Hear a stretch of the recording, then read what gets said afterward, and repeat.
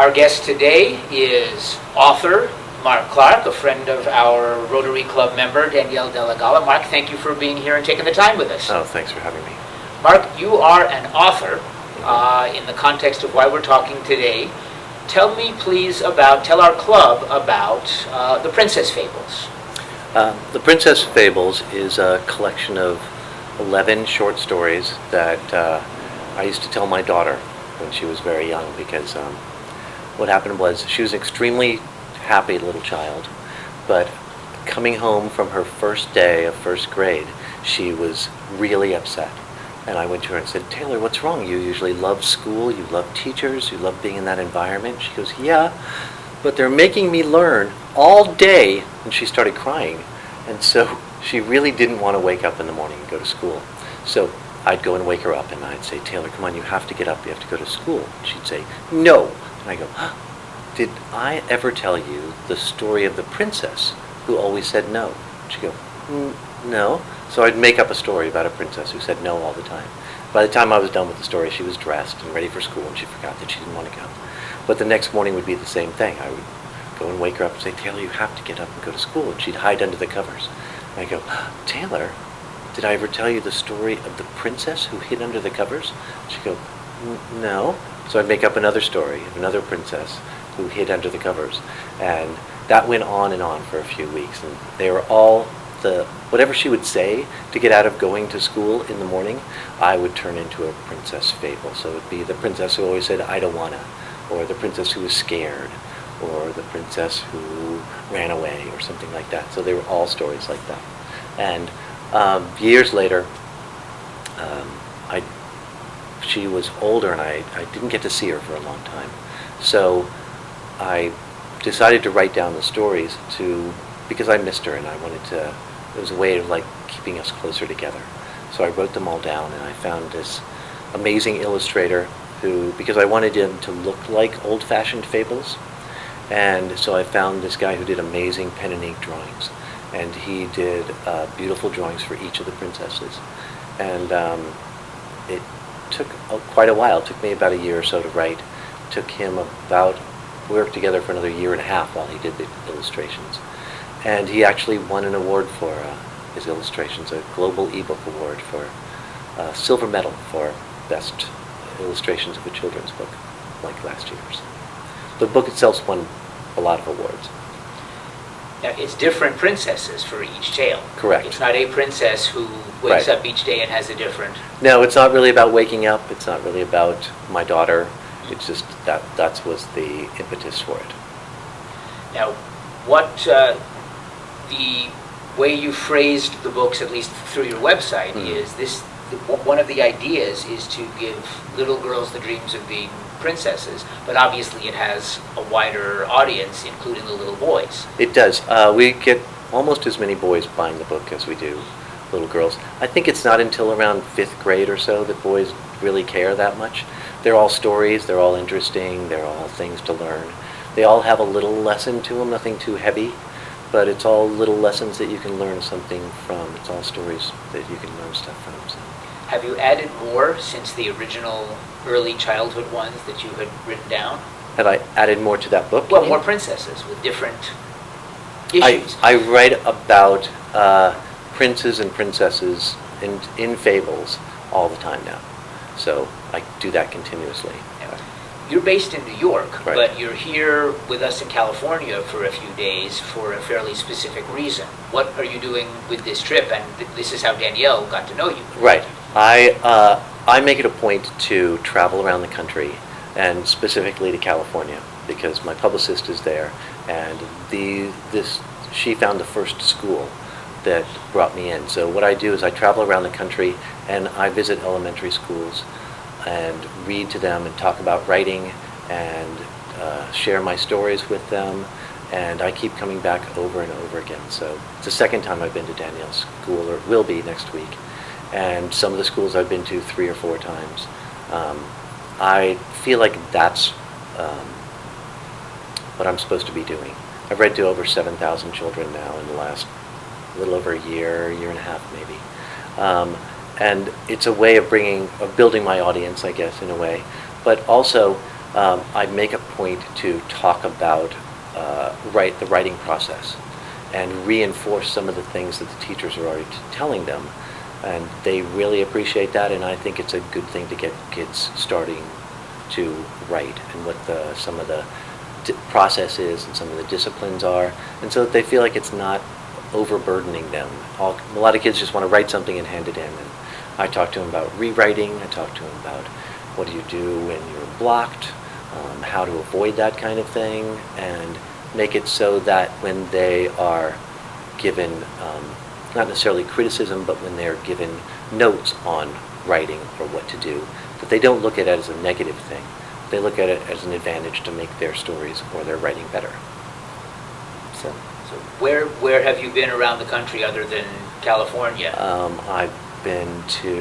We visited Northern California, so we went to half a dozen cities in Northern California. Completely different state, of course. Yes, yeah, it has nothing to do with right. California. I've been quite a few places in Texas, Corpus Christi, Houston, Dallas. I've been to Tampa, Florida. I live in New York, so I've visited a lot of schools in and around New York as well. I think that's it so far, but we keep trying to branch out every year. We try to find a new place. Oh, Virginia, last year, Northern Virginia, where I grew up. And so I went back and visited friends, and it's like their grandchildren now are in elementary schools, and so I went and visited them. And I went and visited some of the schools that I went to, too, when I was a kid.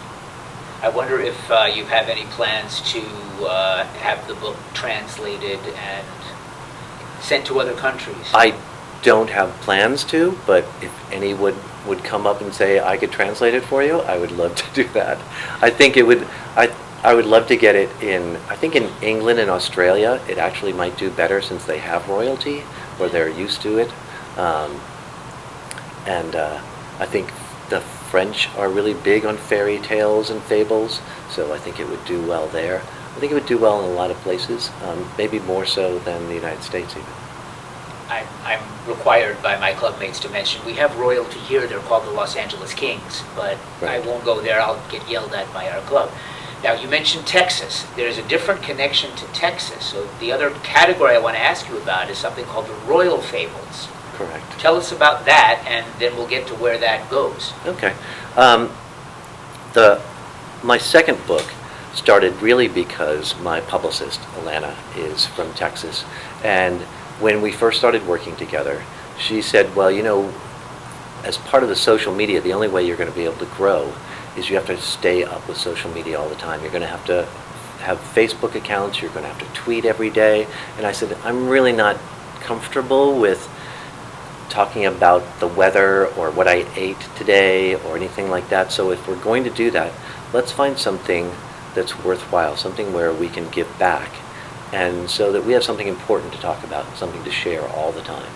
And she is on the board of the Ready or Not Foundation, which supports pediatric brain cancer research at the Texas Children's Hospital. So what we decided to do is run it by the Ready or Not Foundation and the hospital. And we visited the hospital and asked children in their cancer centers if they could come up with just a title for a prince or a princess story. And we gave them examples of what I'd done already. And they came up with a bunch of them. And I picked 5 of them, and I wrote stories just based on their titles. And then we gave the stories back to the kids and their families and friends, and they did the illustrations for them as well. And so I published the Royal Fables, stories from the princes and princesses at the Texas Children's Hospital. And all of the proceeds from that book go to the Ready or Not Foundation. They have a matching fund so that every dollar that we give them from the book, which is all of the profit from the book, we give to them, they double it, and it goes to the Texas Children's Hospital for pediatric cancer research.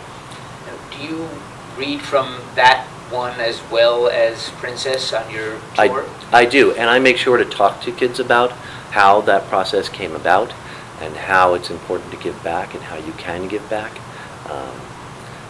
It seems to me that it wasn't something that I set out to do originally, but it's taking over more and more of what I do. I was talking to somebody about this the other day, And they said, "You're really not just a writer anymore. You're something else. You've taken up a cause." And that seems to be a little more important than what I do every day as a writer. Your background is in a different medium, however. What's your personal background? Well, I was raised as in an acting family. So I traveled around the country, sort of like born in a trunk. And so it wasn't normal at all. And I started off being an actor until I was probably around 30 or so, and I always thought that I'd come back to it. So everything I did after that, or at least for a while, I thought was really just another way to get back to acting. So I started writing plays, and I thought, well, I'll be in them. And I was in a few stage readings and things like that of my plays around the country. And then I started writing screenplays, and I thought, well, I'll write parts for me, so when somebody does them, I'll get to do them. And all of that just got my writing better and branched it out some more. And I think, from telling the stories of the plays or screenplays especially, you always have to pitch it. So I got used to telling a story through a screenplay, and I think that made me more of a storyteller. So when my children were young, I felt really comfortable about storytelling, and I think that's what got me to actually writing in that format instead of the others. And you've also done some producing and production work. So. I do. I have my own production company. So I actually produced a children's show for HBO Family for a season. It's called 30 by 30 Kid Flicks, and it's about children who make films. So I traveled around the country and interviewed little kids from 8 to 18 who make movies. And I wrote and produced that and shot it, helped to edit it some.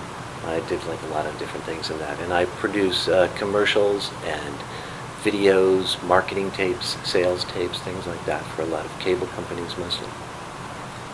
Thinking bigger, I'm immediately thinking about how and when you're going to combine these two vocations and start the film series based on your books. Well, I work with a lot of people in the industry, and that's what they say. They say, well, when are we going to start shooting this? I go, well, I don't know. I've taken on that kind of responsibility before, and I also, as a producer, I really realize how important it is and how artistically freeing it is and better it is when you have a bunch of professionals coming together to do something as opposed to a one-man band. I know there are artists like that, there are directors like that who write and direct and produce, and they like to edit and all that stuff, and I feel kind of the opposite. I feel like, as a producer, I'm one of the things that makes me a good producer is that I've done most of those jobs, and I can recognize how much better people are at each of those specific things, and I also know how to speak to them within their craft and how to put them together and create something better than any of them could have created on their own. So it's really like putting together a tapestry. You can't be all of those strands, and when you can put together a bunch of artists who are very talented, they seem to make a beautiful picture that you could have never imagined separately. So I don't really want to do it on my own. I'd like other artists to come in and say, let's make this project together and let me be a part of it. But I don't really want to do it on my own. Sounds like team building. Yeah. It's a better way to get it done. Yeah, I think so. So we've got the Princess Fables. We've got the Royal Fables. Mm-hmm. Put you on the spot. What comes next? Well, right now I do my best to write a new story once a month and release it as an ebook on Amazon. And this year what I've done is there are a lot more personal stories and there are a lot more teachable stories. All of the fables have a little bit of a lesson, but these I feel like are much stronger than that. Like, for example, I have The Prince Who's Afraid of the Dark.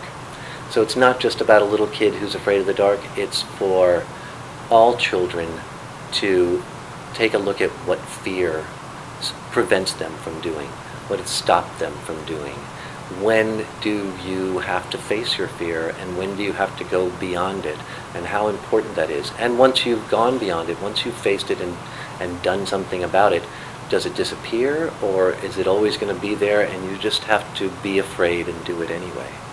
I have a story about the princess who didn't feel well, and it starts off simple enough as a young girl who pretends to be sick because she gets a lot more attention from her father, and she loves that kind of attention, but she keeps it up, and she keeps doing it. And what happens when you keep something up that's really a lie, and a lie sort of takes over your life, and it's not your life anymore, and how it affects the people around you and the people that you love, and when you have to start telling the truth, and how difficult that is to stop, and what effect that has on the people around you. Again, will they turn on you? Will they support you and love you? So it's a bigger idea than just, a little lie grows and grows. So they're the same idea of the story, but they're just larger because they mean a little more to me, and I took a little more from my life, and I kind of did what I wanted because I don't have a huge base of an audience.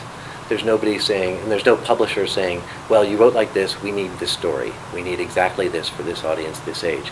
I sort of went, I'm going to write how I feel. And each time I write a story, I feel like I'm adventuring somewhere else. I'm trying out new ground. So what's next is I'll probably combine a lot of those stories into another collection of fables. But in the meantime, one of the young girls who contributed to the Royal Fables, her name is Brooke Hester, and she came to New York for some special treatment. She's originally from Texas, and I went and visited her in the hospital, and she was very ill.